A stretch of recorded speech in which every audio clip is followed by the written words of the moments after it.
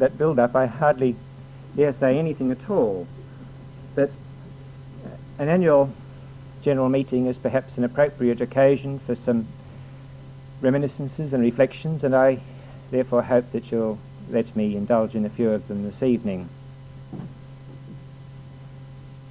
The black sheep of our family, Aldous Huxley, in one of his more lucid moments, wrote, "Facts are ventriloquists' dummies." And he went on to say, "Sitting on a wise man's knee, they may be made to utter words of wisdom. Elsewhere they say nothing, or talk nonsense, or indulge in sheer diabolism." And I think historians can never afford to forget this warning. A series of patently true events may, if recorded unqualified, give an essentially untrue picture. And this is particularly apparent in the field of biography. On the one hand, consider a man like Walter Watson Hughes, who first became wealthy through the nefarious business of trading in opium, which he shipped from India to China under British protection. Perhaps the darkest page in the history of British foreign policy, when the Chinese government wanted to ban all imports of opium, but Britain, by force of arms, compelled the Chinese to buy it. And for 10 years, Walter Watson Hughes was engaged in that trade. That was where he made his great wealth. And then devoted himself for 25 years to avaricious and ruthless money-grabbing in South Australia. Late in life, Hughes experienced a degree of moral regeneration, won a reputation for gentleness and kindness, and for several years actually gave away a part of his enormous annual income, for which gesture he is still revered as the father of the University of Adelaide. And his great statue in bronze sits in front of the Mitchell building along North Terrace. It's verdigris, polluting and corrupting a lovely piece of Tasmanian granite.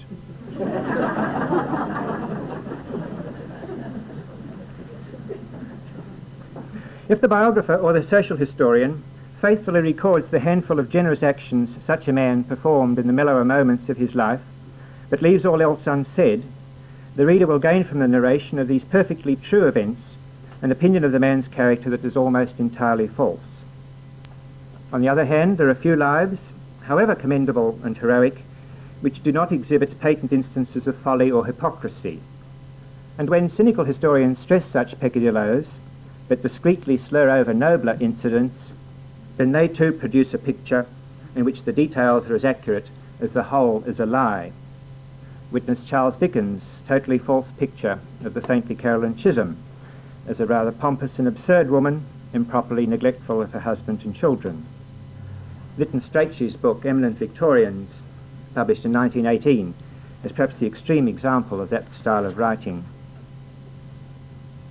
Because the colony of South Australia was planned on a new basis, and because this has induced considerable numbers of white South Australians to cultivate a sense of superiority to their brethren in other parts of Australia, the changing fortunes of this community have been very susceptible to what Herbert Butterfield long ago described as the Whig interpretation of history. This interpretation was based on the assumption that God marched with the Democrats and the Radicals. For most of the 19th century, the prominent Radicals were those who exalted human liberty as the highest good and advocated political rights for all. When the battle for these objectives was nearing completion, the ever-restless reformers turned to equality as their goal. In the new pursuit of the welfare state, liberty was gradually neglected, and the pioneers' exaltation of self-reliance was forgotten as the people were taught more and more to rely on handouts from the public purse. Historians caught up in any phase of this developing political outlook praised all who promoted the cause of liberty and or equality, and denounced all who resisted or even questioned the desirability of that trinity of idols: change, reform, progress.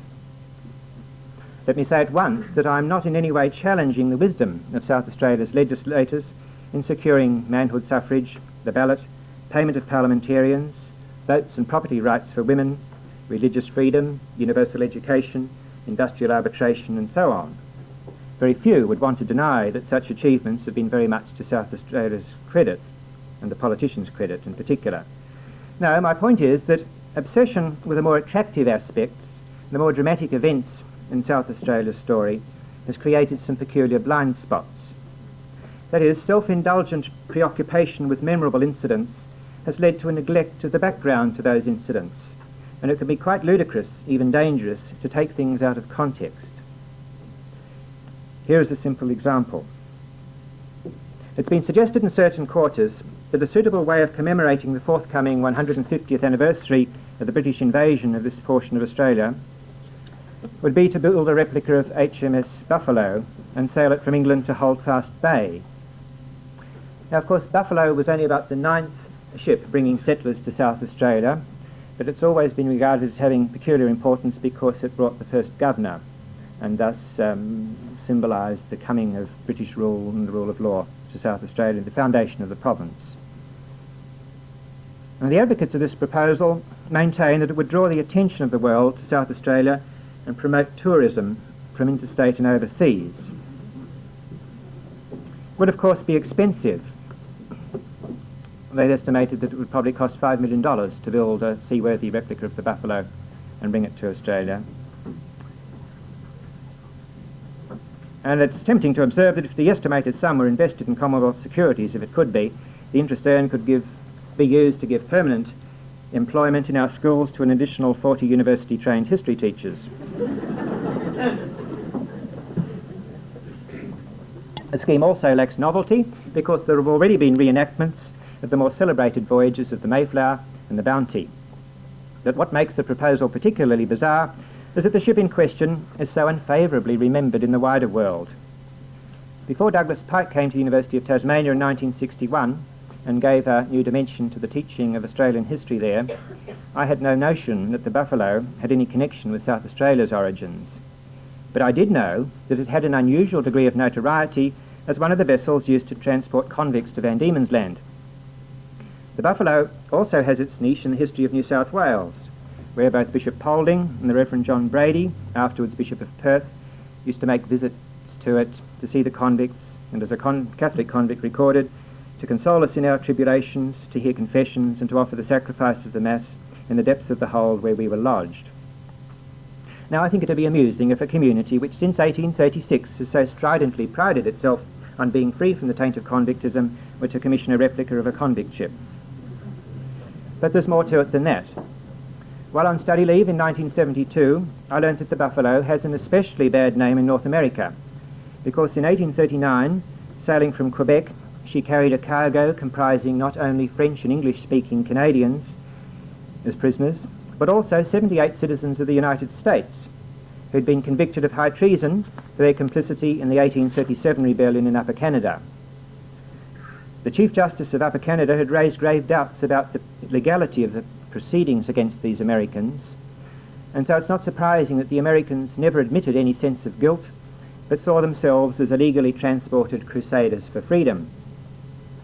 The intercession of the American presidents, Tyler and Polk, eventually won pardons for those prisoners who had survived the horrors of the voyage and of their punishment in Van Diemen's Land. But the appearance of the memoirs of 10 of these convicts, 10 books of memoirs have been published at intervals over a period of 117 years, the appearance of these has kept alive the fires of resentment. And besides, it doesn't seem that the staff of the Premier's Department realise, or it seems they don't realise, that it's only 9 years since the Canadian High Commissioner solemnly unveiled in Hobart a memorial to his compatriots who suffered transportation to this country as convicts on the HMS Buffalo. And so to mention the name of HMS Buffalo in a celebratory rather than a funereal context is patently not the way to win friends in the United States or Canada. In such matters as the projected apotheosis of the Buffalo, the solecism stems from ignorance about the rest of that ship's adventures. Similar examples about ignorance in the community's perception of its past are unfortunately too common. And they may be attributed to the fact that many local writers have been so fascinated by what they discovered about South Australia's origins and growth that they neglected to look at what was happening elsewhere. They thereby deprived themselves of the opportunity of viewing their subject in any reasonable perspective. And that's why, in teaching several courses in Australian history at the Flinders University, we've insisted from the start on relating Australia's story to overseas ideas and developments at every stage of those courses. A less visible consequence of both Whiggism and parochialism has been the tendency to hallow the pioneers and hail the march of progress to such an extent that the less commendable aspects of pioneering and development have been ignored. Thus it's only within the lifetime of the youngest member here tonight that South Australia's whites have begun to grasp the enormity of their forefathers' treatment of the Aboriginal inhabitants. The Aborigines of the Adelaide Plains, for instance, and here I mean the people Charles Rowley calls the full-bloods, were exterminated in less time than it took their cousins to wipe out the Aboriginal full-bloods who'd lived within 50 kilometres of Hobart Town. Now, all Australians know about the extermination of the Tasmanian Aborigines. They work more quickly in South Australia, though, although, of course, not as completely, because there are more Aborigines here to start with. In the eastern colonies, the immigrants and their governments and legislators at least had the excuse that the whites who most frequently met the blacks on the frontier were convict shepherds and convict farm labourers, and it was only to be expected that these vicious representatives of the white race, belonging to the class that Marx contemptuously called the lumpen proletariat, and who had been further brutalised by a harsh penal system, only to be expected that these people would behave very savagely towards the Aborigines. And besides, the ranks of the police forces in those colonies were filled solely with convicts and ex-convicts, and as their general attitude towards the Aborigines was similar to that of their fellow transportees, it's no wonder that the vast majority of crimes of violence against the natives went unpunished. But no convicts were transported to South Australia. And the record of race relations here is the more regrettable because so many of the London meetings held to promote the province took place in Exeter Hall, which was also the venue for meetings of the Aborigines Protection Society. As another example, let us consider the fruits of the Wakefieldians and their doctrines. One of the best but the most neglected sources on this problem may be found in the writings of Samuel Sidney, who lived from 1813 to 1883. In contrast to other publicists who received much more attention from South Australia's historians, Sidney was no ivory-towered theorist. He completed a legal education, given Wakefield started one but abandoned it, and then practiced as a solicitor, and then Sidney became an extremely competent and successful agricultural journalist, writing for the Illustrated London News and several of the leading journals in Britain. And it was his dedication to this profession as agricultural journalist which made him so interested in Australia. Like Edward Gibbon Wakefield, he never visited Australia, but his brother John spent 6 years here, and by means of reading, very wide reading, interviews and extensive correspondence, Samuel made himself very well informed about Antipodean affairs. And the evidence he collected is very well documented and makes his books very useful to the historian. In the one called The Three Colonies of Australia, first published in 1852, he presents a vivid account of the ways in which the purchase of preliminary land orders in England and the special survey system enabled so much of the best land of this province to be monopolised by the proprietors of the South Australian Company and other absentee capitalists. Similarly lucid are his explanations of the high price of labour in the foundation years, and of the reasons why South Australia became such a paradise for land jobbing speculation. He gave revealing descriptions of the conduct of those middle-class immigrants who'd come out under Wakefield's advice to labour with their heads, not with their hands. Please come up higher, friends, and the seats at the front.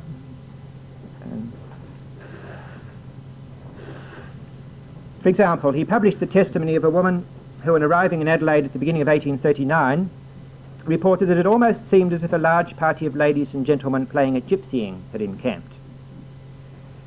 And goes on, Governor Gawler held a little court, which was graced by the magnificent uniforms of the officers of the South Australian Volunteer Corps, a corps which consisted of some 24 officers, from a cornet to a brigade major, but only 4 or 5 privates. There were courtiers too, and ladies in plumes and great airs. If only Mr. Christopher Hunt could have seen us then. There were fashionables and exclusives held to be the creme de la creme. There was an aristocracy composed of the principal officials. There were balls given, to be invited to which great manoeuvres were practised. It was a life like that of one of the little gambling courts and watering places of Germany, with more heartiness in consequence of the constant arrival of friends and victims from England. The town lots of Adelaide formed the great Rouge et Noir table.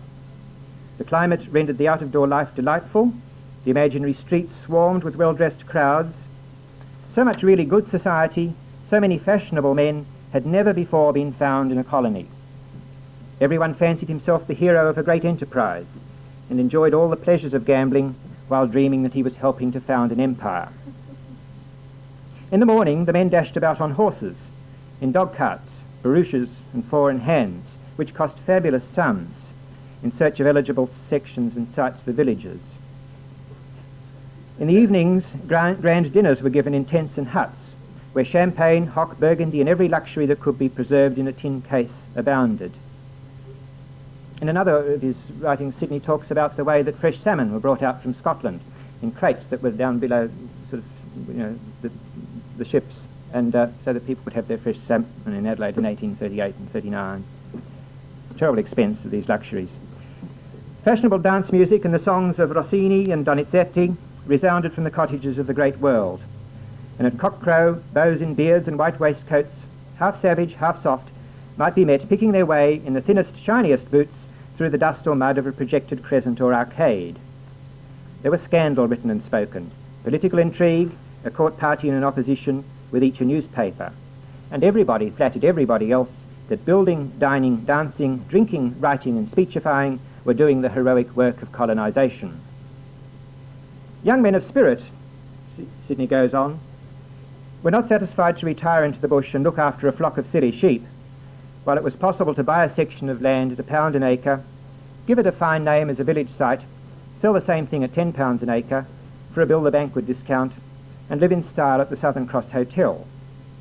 For when a man had made such a speculation, he could not and did not do less than invite a party of new-made friends to celebrate his good fortune by a dinner, a ball or a picnic, with a few cases of champagne imported by the merchant on credit. And of course the town acres of Adelaide was even more than Sidney describes, with some of them originally purchased for £1, going for £500, £1,000, even £2,000 within a couple of years. Tremendous money to be made in speculating in those days. Sidney also documented the financial ruin people of this class experienced when land sales slackened in 1840. Apart from some half-dozen money lenders who realised fortunes, he noted that among the successful there were scarcely any of the head-working white-handed class, but a number of hard-working frugal men who, landing without a penny, accumulated enough by labour to purchase a good 80-acre section, and there, by growing vegetables and wheat, rearing pigs and poultry, with the help of their wives and families, throve steadily, made money in spite of the system which was supposed to retain them for an indefinite time as labourers at some 3 shillings a day. These people often derived considerable advantage, he goes on, from sections of land adjoining their own, being the property of absentees. On these sections they were able to pasture their livestock without expense. Where labourers could not afford to buy a whole section, they clubbed together and divided one, because free men will have land wherever agriculture is the only manufacture, and no protective laws can prevent them. And it was these cottier farmers and a few sheep squatters who saved the colony from being totally abandoned when the inevitable crisis came. While public figures, the governors, the land and immigration agents, civil servants, legislators, clergymen, the great pastoralists and other capitalists and so on, thus necessarily bulked large in most of the writing on the history of South Australia, Sidney's work has special value because of his vignettes of private individuals. His heroes, as will already be apparent, were those who were prepared to use their muscles. Take, for instance, his report of the experience of a Scotchman, offered as an illustration of what could be done by hard work, without any need for that substantial capital which, according to the Wakefieldian theorists, it was indispensable that each landowner should possess. According to Sidney, this individual arrived in the colony the owner of a single 80-acre section, with 12 children, one half of whom were well-grown lads and lasses. His whole property consisted of a little furniture, a few Highland implements, a gun or two, very little ready money, and several barrels of oatmeal and biscuit. His section had been selected for him previous to his arrival. It lay on the other side of a steep range of hills over which no road had been made, 10 miles from the town. He lost no time and spent no money in refreshing or relaxing in Adelaide. He found out a fellow countryman who lent him a team of oxen, dragged his goods over the hills to his land, and encamped the first night on the ground, under a few blankets and canvas spread on the brush. The next and successive days the family worked at cutting trees. There was timber plenty for building a house. This house, situated on the slope of a hill, consisted of one long, low wooden room surrounded by a dry ditch to drain off the rain and divided into partitions by blankets. The river lay below. Any water needed was fetched in a bucket by one of the young ladies. A garden, in which all manner of vegetables, including tobacco and watermelons, soon grew, was laid out almost as soon as the house. An early investment was made in poultry, they requiring no other food than the grasshoppers and grass seeds on the wasteland round. Until the poultry gave a crop of eggs and chickens, the guns of the lads supplied plenty of quail, ducks and parrots. In due time a crop of maize, of wheat and of oats was got in. Before the barrels of oatmeal were exhausted, eggs, chickens, potatoes, kale and maize afforded ample sustenance and something to send to market. Labour cost nothing, fuel nothing, rent nothing, keeping up appearances nothing. No one dressed on weekdays in broadcloth. First a few goats and then a cow, eventually a fair herd of stock were accumulated. Butter and vegetables found their way to Adelaide, and while the kid-gloved gentry were ruining themselves, gambling the price of land, the bare-legged boys of the Highland gentlemen were independent, if not rich. The daughters, who are pretty, proud and useful, have married well. In another generation, families like this will be among the wealthiest in the colony. When we recall that 2/3 of the revenue from South Australian land sales was frittered away in London on publicity and less worthy purposes, dinners and such like, we can see the point of Sydney's comment that it's certain that every shilling taken from industrious settlers like this Scotch family under the pretence of supplying them with labour was money very unprofitably invested, as it would have fructified more rapidly in their own hard hands. Vignettes like this one are the very stuff of social history, and the present generation of historians needs to search for more of them. Judicious use of them can make analysis intelligible to the average reader, and it can give life and colour to narrative passages. A very cogent reason why the history of this state needs to be written afresh for the present generation is that the community at large is clearly losing some of the stronger elements of their parents' historical consciousness, and in these conditions new myths are arising. Here again, time permits but one illustration. Many of you will have noticed that the latest round of demands for payment of land tax has been accompanied by a personal message from the State Treasurer announcing, along with the good news, that the Lands Titles Office in Adelaide's Victoria Square has been renamed the Torrens Building. Heaven preserve us from such folly. Let me explain. The government obviously intended to honour the younger Torrens, Robert Richard, who sponsored the first statute which authorised the registration of titles to land. The principles embodied in that act constitute the most important legal reform that South Australia has ever given to the English-speaking world. But does Torrens Jr. really deserve to be so honoured? I can best answer this if you'll let me digress for a moment. I commenced research on South Australian constitutional history when I was tutoring at the University of Tasmania, and the sources I began with were things like statutes and law reports, the joint copying project's microfilms of the South Australian materials in the Public Record Office in London, and the sets of the South Australian parliamentary debates and parliamentary papers that were kept in the Parliamentary Library in Hobart. And to supplement these records, I spent some vacations in Adelaide pursuing further research in the State Archives and other repositories over here. And of the people I met in my first visit in January 1963, no less than 5, A.J. Hannon, H.J. Finnis, Keith Borrow, Arthur Kane and Dr. Grenfell Price, 5 of them took pains to impress on me as forcibly as they could that while people in other states and countries might speak of their Torrens titles or the Torrens land system, this had never been the custom here.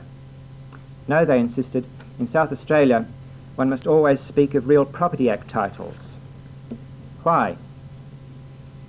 They explained that the idea embodied in Torrens's bill had been current in South Australia from the beginning, that quite a number of other colonists had prepared the groundwork, awakening public interest and drafting bills, and that when Torrens jumped on the bandwagon at the 11th hour, he did so because he saw how popular their crusade had become, and because he realised that joining it was the best means available to him of winning a seat in Parliament.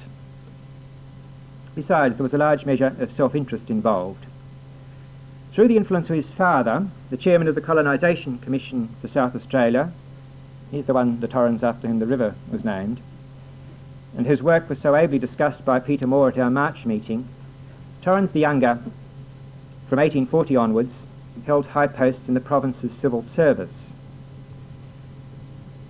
In Peter Moore's meeting, he showed us a portrait of Torrens with his father, taken in the 1860s, after the young Torrens had gone back to England and was seeking a seat in the Imperial Parliament, which he obtained on his third attempt, and then posed as a statesman of the Empire. And that photograph really captures the spirit of what he was aiming at. That he is the impressive statesman. In fact, he was elected by the electors at Cambridge University, to their eternal shame. But they soon got rid of him. But let me show you quite a different picture of Torrens. This is when he was in South Australia.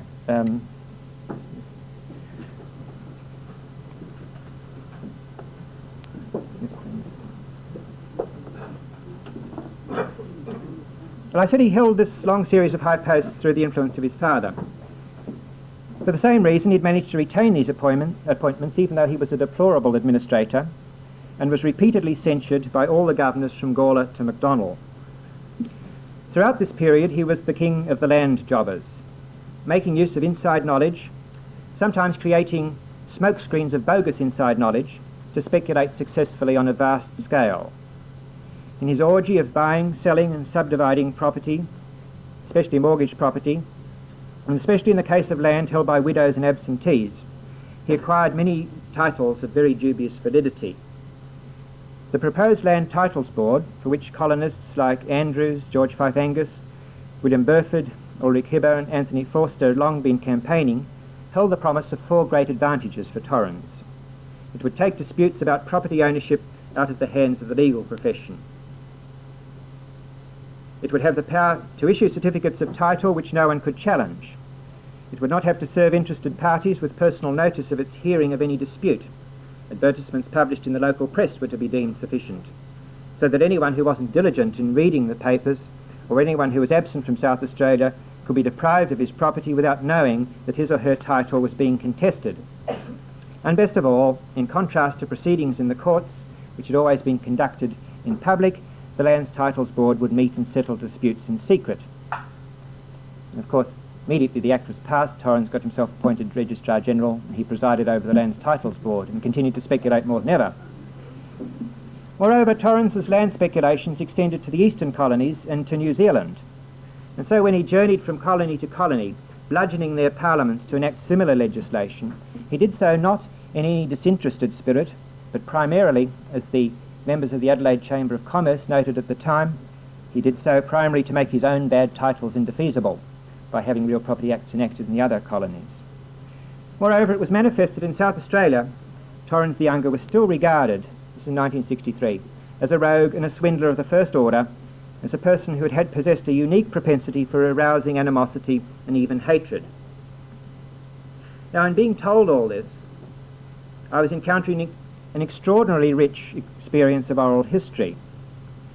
And as my research progressed, I discovered that the oral tradition, in this case, was very soundly based, and that the primary sources could be used to paint a still blacker portrait if one wished.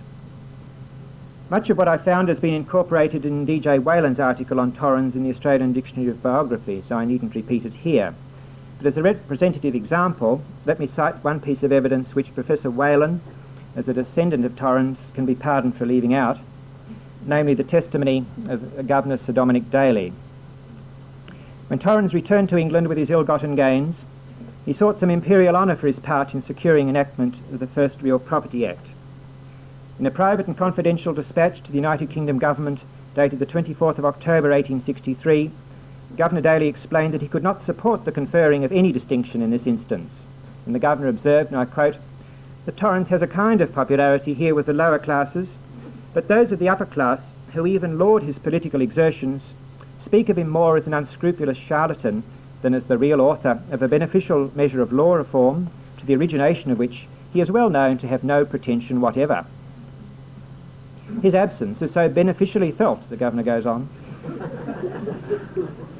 so beneficially felt in this community that even those most friendly to him consider that such a pension as would prevent his return to this colony would be very well bestowed. Ever restless and unscrupulous, the Governor concludes, Torrens has been the occasion of much mischief in this community, and honours conferred upon him would certainly not give general satisfaction. Now, it must be admitted that most of the South Australians I met in January-February 1963 were keenly interested in the history of this state, but it's astonishing and deplorable to learn that the present generation of advisers to government have lost all touch with that oral tradition, which a mere 17 years ago was a vibrant part of the community's consciousness of its past, and that they've lost it so completely that they've been able to recommend the grant of heroic status to so unlikely a candidate as Robert Richard Torrens. Cheapening and expediting dealings in real property was of great importance because, in contrast to the position in Britain, where land was the luxury of the rich and was seldom sold except under circumstances of necessity, in South Australia land was a matter of daily bargaining between all manner of folk, and even the members of the working class were able to buy their own plots. It seems that few worthwhile reforms have been launched altruistically, and Torrens's faults don't detract one jot from the value of the Real Property Act. All that needs to be said about that in the long run is that his contribution to the reform was very modest.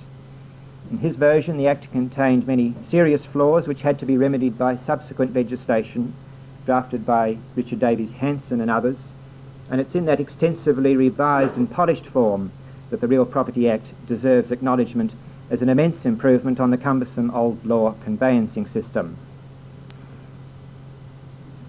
Perhaps the most pernicious legacy of Whiggism has been the way it has led the authors belonging to the less radical side, even the authors belonging to the less radical side of that tradition, and I'm thinking of writers like Pike and Hannon, to do much less than justice to South Australia's conservatives. Consider, for example, the standard accounts of Mr. Justice Boothby, Benjamin Boothby, who was a judge of the Supreme Court from 1853 to 1867, when he was removed from office by an order of the Governor-in-Council for alleged misbehaviour. Hannon, for example, claimed that Boothby was wanting in impartiality, in patience and tolerance, and in the ability to reason in a consecutive and logical way. This was in a paper given to the Historical Division of the Royal Geographical Society in South Australia in 1957. And Hannon went on that Boothby took a kind of sadistic satisfaction in promoting doubt and uncertainty in the law and in defeating the reasonable expectations of litigants, and that in short it was a calamity for the colony and a still greater calamity for Boothby himself that he ever came to South Australia as a Supreme Court judge. Now, Hannon was a lawyer of standing and of great experience, but these opinions show him to have been, like many other writers, so thoroughly out of sympathy with Boothby that he quite misunderstood that judge. Many of the legal questions which brought Boothby into conflict with the province's governors and politicians in the 1860s now have an antiquarian flavour, and it would require more than one lecture to analyse and explain them. But in its fundamentals, the Boothby case is a classic illustration of the problems that countries emerging from colonial rule have to face in making democracy on the British model work. As we all know, in the first 43 years of parliamentary government in South Australia, there were 42 ministries. What the Whig historians have neglected to tell us is that this chronic political instability caused endless confusion and cloaked innumerable violations of the rule of law. By virtue of his training and experience in England, Mr. Justice Boothby understood the importance of such violations better than did any of his fellow colonists. When he found that the blended Legislative Council of the early 50s and the parliaments of later date had repeatedly exceeded the constitutional limitations on their powers, so that a great deal of their legislation was invalid, how did the politicians respond? Did they seek to rectify the illegalities in their conduct? No. They tried to get rid of the judge. It took them 7 years to do this, because the law officers of the imperial government found that he'd been guilty of no misbehaviour that would justify the Queen in complying with the South Australian Parliament's addresses for his removal. And they also reported that on most of the crucial points of conflict he'd been right. Meanwhile, the Imperial Parliament repeatedly came to the rescue and passed a series of validating acts to patch up retrospectively the legal mess that South Australia's politicians persisted in creating. Boothby recognised that these validating statutes of the United Kingdom Parliament, he saw them for their real worth, that is, as fictional maxims of expediency promulgated for the public good. They were not to be regarded as licences for governments to ignore all legal and constitutional restraints. But few of South Australia's politicians grasped this in the 1860s. They did not mend their ways, and conflict kept recurring. The final phase of the Boothby case, leading to the judge's emotion, was truly tragic because it was a conflict between right and right. Both parties were concerned for the welfare of the society in which they lived. The judge continued to assert that the executive and the legislature must exercise their powers according to law. He expounded the law with great care and thoroughness and did his best to enforce it. The colonists deplored his juridical approach because they were preoccupied with those realities of daily life and the affairs of men which they understood so well. And besides, the liberal democratic philosophy, which pervaded South Australia more than its neighbours, militated against giving courts power to declare statutes invalid, because that philosophy exalted the notion that the will of the elected representatives of the people must always prevail. These doctrines were accepted by Adelaide's pressmen, who soon became so hostile to Boothby that in the last years of his career he never received fair reporting at their hands. It's only right to add that previous writers on Boothby suffered a great handicap. They had to depend on press reports which were clearly partisan and on the heavily edited versions published in the parliamentary papers of the vice-regal correspondence with London, versions which suppressed some of the most vital passages in the English opinions which vindicated positions the judge had adopted. Sometimes you see a row of dots in the parliamentary papers where they've left something out. In many cases they don't even do that. And the similarly edited version of his trial before the Executive Council. The originals of these letters and reports have become available in the last 20 years or so only. Besides, no previous writer seems to have had the time to read all the millions of words recorded in South Australia's parliamentary debates about Boothby, literally millions, about Boothby and the issues which were the subject of his clashes with the politicians. These materials furnish convincing evidence that Boothby was a sounder and more knowledgeable lawyer than any of his contemporaries in the province, that he was right in his understanding of the constitutional concepts and right in his perception that they were of fundamental significance, and that, inconvenient though it may have been, he was also frequently right in his application of these concepts, and that his opponents resorted to falsehood and misrepresentation, especially during his trial. In his long and acrimonious conflict with brutally unfair critics, it's understandable that Mr. Justice Boothby, conscious of his rectitude, should have become both obdurate and hyper-technical. He was, in any view, a remarkable character. And even though, after years of being at the receiving end of virulent and unjustifiable abuse, he did become rather perversely addicted to quibbling, we may live to see him hailed as a great South Australian. Meanwhile, his ultimate humiliation at the hands of Henry Eyre's fourth stopgap ministry in 4 years was a sobering spectacle, which can remind us not to be too superior towards our brethren in the emerging nations of Africa and Asia. Because, as Edward Gibbon observed 2 centuries ago, a wild democracy, superior to the forms, too often disdains the essential principles of justice. Finally, there's the problem of the Whig historians. The Whig historians have concentrated on what they considered to be the success stories. And success stories included not only the triumph of the goodies, but the outwitting or overthrow of the baddies, like Governor Robe or Mr. Justice Boothby. In this context, it's significant that both Boyle Travis Finnis and Douglas Pike never carried their general histories of South Australia beyond the year 1857. In the case of Finnis, writing in the 1880s, it was because he thought that everything the colonists could legitimately desire, politically and socially, had been achieved by the 1850s. For Pike, by contrast, writing 70 years later, the province's fortunes after the 1850s were less interesting than the foundation years because the colonial plutocrats, having entrenched themselves in control of the upper house of Parliament by legislating that the franchise for that chamber should be respectively restricted, soon began to exert their power to stifle the rising generation's desire to achieve yet more.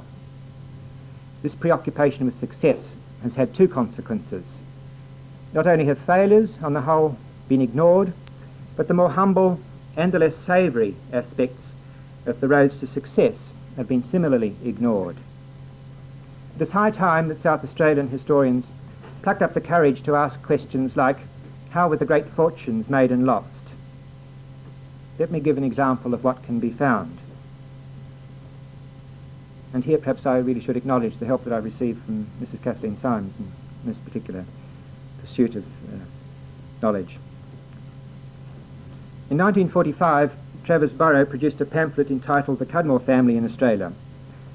Burrow's chief sources were the oral traditions and legends surviving in that family 110 years after the founders of its Australian branch had emigrated. From their testimony, he presented a picture which may be summed up as follows. Daniel Michael Paul Cudmore was the younger son of a Protestant landed family in Ireland who decided to emigrate to New South Wales with his wife Mary Neal. However, when their ship called at Hobart Town, a cousin who held a commission in the 63rd Regiment stationed in Van Diemen's Land persuaded them to try their luck in that colony. Meanwhile, they were invited to stay at Government House, this of course confirming that they were people of quality. But inferentially, while they were still guests at Government House, they heard of the formation of the convict-free province of South Australia and decided to make their home here. Daniel came first in January 1837, built a house, and then chartered a schooner to bring over his family, possessions and livestock. After some years as a farmer, Cudmore unexpectedly inherited the family estates in Ireland, but sold them to take up pastoral leases and go squatting, and the family fortunes went from strength to strength. Now that's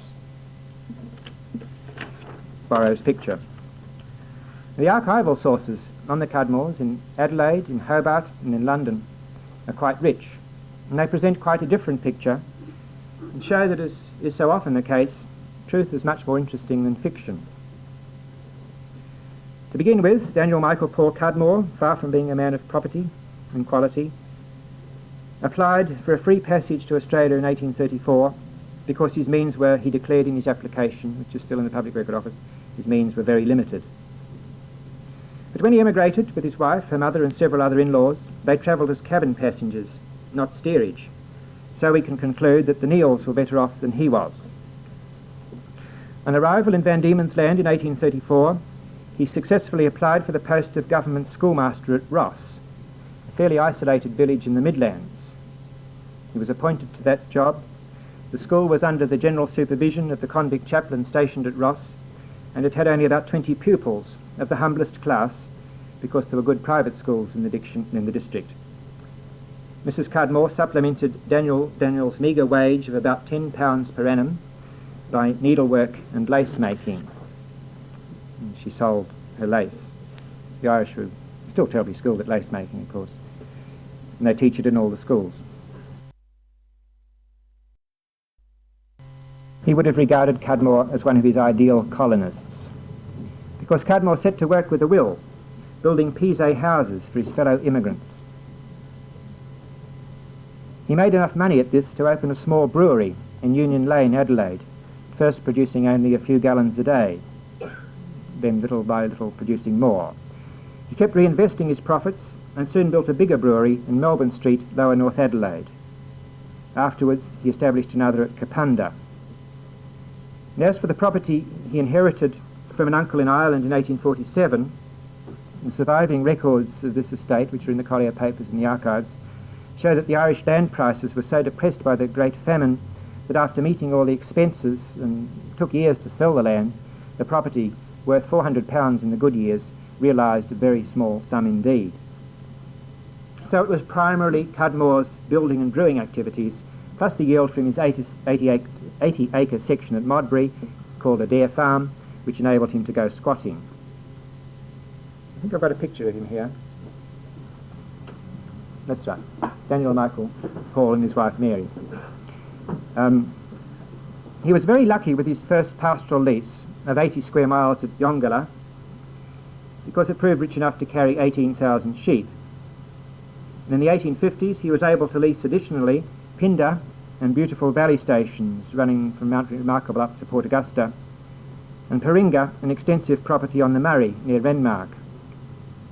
In the 1860s he made a 1,700-mile exploratory journey on horseback from Rockhampton, searching for more pastures, and acquired still larger leases in Queensland and New South Wales. His principal holding in New South Wales, Avoca, near Wentworth, had frontages of 10 miles to the Murray and 25 miles to the River Darling. And before long, 120,000 sheep were being shorn on that property alone. He also purchased 3,000 acres on the Herbert River in Queensland, where Kanaka labour was used to grow sugar very profitably. Meanwhile, he began transferring his holdings to his sons and retired to his villa Claremont at Glen Osmond on 80 acres of land that's now part of the Waite Institute. He died there in 1891, survived by his wife, 4 sons and 4 daughters. Daniel Michael Paul Cudmore came from a Quaker family, and the Quaker missionary James Backhouse, who encountered him in both Hobart Town and Adelaide, was dismayed to find him connected in the damnable business of brewing. This is reported in Backhouse's journals in the Williams Library in London. Cudmore's wife, meanwhile, is sometimes said to have been a Catholic, and this was said by one of her sisters in memoirs that were dictated and published in 1915. And I think that the sister would have known what religion they were, though Mrs. Symes says her father had doubts about that. According to the sister, the family had suffered much for adhering to the old religion, but they'd managed to hold on to their property in Limerick by the simple expedient of changing their name from O'Neill to Niall, which they spelt Nihill, still pronounced it Neil. I think that was possibly quite common. One of my great-grandmothers came from a County Meath family called McGowan, and they are still on the same farms that they held in Henry VII's reign, and they managed to retain them in the Elizabethan and Cromwellian persecutions. Although they stayed Catholics, they managed to retain the property by changing their name from McGowan to Smith. And so that, to me, that story of Sarah Jane Neal rings true. Present day, of course, they've changed again to Niall, and that's the spelling used by the Neal, director of the ANZ Bank and the BHP Company and so on. The Cudmore's eldest sons were at first educated by the Jesuits at Seven Hill, but as did many non-Anglican families who prospered in South Australia, and that's been shown by Dirk van Dissel's thesis, when their growing wealth enlarged their ambitions, they transferred to the Church of England and moved the boys to the Collegiate School of St. Peter. In 1859, the eldest son, James Francis, took over the management of Paringa, then 208 square miles, and in 1860 he leased Ned's Corner, 65 miles from Mildura. From these properties he overlanded sheep to Queensland and took up large leases there. After his marriage to Margaret Budge in 1867, he bought Guya, later renamed Milo, on the Bulu in Queensland, in partnership with his wife's brother, but the wife's brother died soon afterwards, leaving Cudmore in possession of a very fine cattle station when herds of 300 or 400 fat cattle were regularly dispatched for sale in Adelaide. But he began to become too greedy and yielded to promptings from Robert Barr Smith to take him into partnership to enlarge Ned's Corner by purchasing an adjoining lease of another 1,300 square miles. By the end of the 1870s, 130,000 sheep were being shorn at James Francis Cudmore's stations on the Murray, and his Queensland prospects seemed excellent. And that's distinct, of course, from the 120,000 being shorn at Avoca, the property that went to his brother Daniel Henry. But tiring of spending 5 months of each year travelling between his properties, he began to play the gentleman, applied for a patent of nobility from the College of Arms, left too many decisions to his managers, and spent the colossal sum of £40,000, equivalent in purchasing power to almost $1 million today, building and furnishing Paringa Hall, one of Australia's grandest houses at Somerton, on 17 acres of land there. He then overreached himself by buying, at Sir Thomas Elder's suggestion, Welford Downs on the Barcoo and amalgamating it with Milo, the property that he was already in partnership with Robert Smith, making a run of 5,100 square miles in all in that particular lease. And this compelled him to take in Elder as a second partner. But soon after entering these commitments, a rabbit plague reduced his wool clip by 80%, and he began to become indebted to both Bar Smith and Elder. Meanwhile, Smith and Elder insisted on a change from cattle rearing to sheep. Stupid thing as regards the southwest Queensland property. This required expensive improvements to the Milo and Welford Downs property, and it was 20 years before it yielded a profit. And by 1886, Cudmore's debts exceeded £200,000. Of course, his assets were worth very much more than that, but that's what his debts were. And meetings of his creditors it was hard to realise the assets. Meetings of his creditors were called, but Cudmore tabled documents which convinced them that his income still exceeded £65,000 a year. And the economic historians at Flinders tell me that he was probably the richest man in Australia, having an annual income of he actually said £68,000 a year in the 1880s. And they agreed to postpone insolvency proceedings for a year. He obtained an unsecured loan from the Bank of New Zealand to help pay his interest bills, and made handsome provision for his family by completing the transfer of Paringa Hall and other freeholds to his wife, and his unencumbered Queensland leases, Tara, Dartmouth and Blackall, to his sons. But in 1888, Bar Smith moved in for the kill, and Cudmore was forced to make a composition under Downer's new Insolvent Act. His secured creditors, Smith, Elder and their companies, received very much more than full value for their money, because they accepted transfers of all his mortgaged properties and investments at their own conservative valuations. They valued them at £200,000. In fact, they were probably worth 3 or more times that. How did they get away with this? Downer's Act allowed compositions to be made privately, so that the victim could escape the public disgrace of proceedings in the bankruptcy court. So in such a case, the secured creditors held the whip hand. The real losers were generally the unsecured creditors, who felt obliged, as a rule, to accept what was offered them, because if the composition failed and the matter went to law, the legal costs might mean that they'd receive nothing at all. In this instance, they had to be content with 5 shillings in the pound. Cudmore's financial collapse typified that of scores of successful primary producers whose ambition made them an easy prey to Robert Bar Smith's cunning. Smith muscled in on such people with the offer of some extra capital to help them expand their enterprises. Then when a bad season came, he could proceed to expropriate their assets. In Cudmore's case, it also seems possible that Smith and Elder found a joy in humbling a great rival who had had the insolence to build a suburban mansion which was even more pretentious than their own, in Torrens Park and Birksgate, respectively. Was Cudmore justified, when he saw the writing on the wall, in transferring his home and other freeholds on the Adelaide Plains and in the Adelaide Hills to his wife? And was he justified in transferring his vast unencumbered leases in Queensland to his sons? I think he was, because he saw that Smith and Elder, even without being able to seize those additional assets, were going to profit very handsomely through his downfall. As for his unsecured creditors, his brother Milo took all over James Francis Cudmore's debts to tradesmen, drapers and so on, and so they were paid in full. Meanwhile, the Bank of New Zealand's directors deserved to reap the rewards of their folly in lending money without security. James Francis Cudmore was unable to make a financial recovery. He dabbled in some unfortunate ventures like the South Australian Ostrich Company.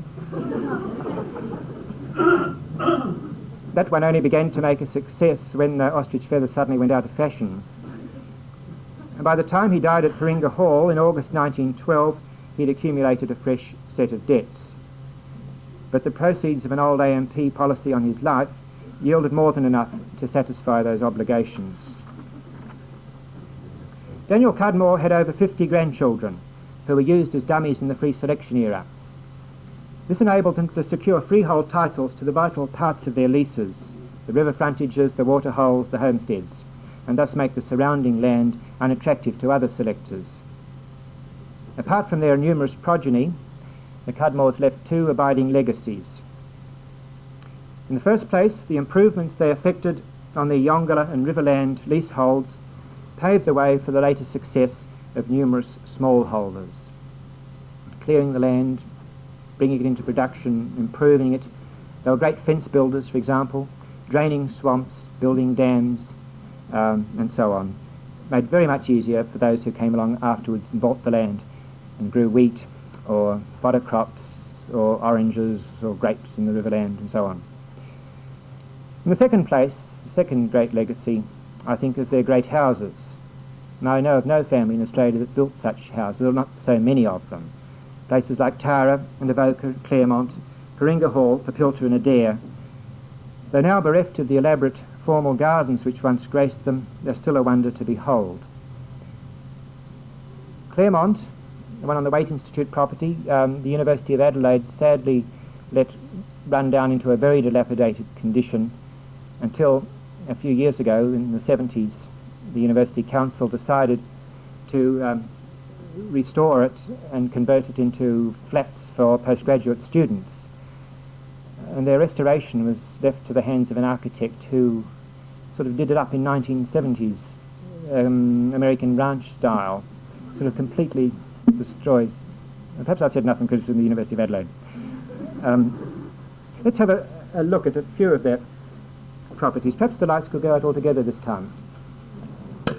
That's Avoca at the junction of the Murray and the Darling. In its first state, it was built by Daniel Michael Paul Cudmore with a little paddle boat. That's as it was enlarged about 1880. It's a bluestone house.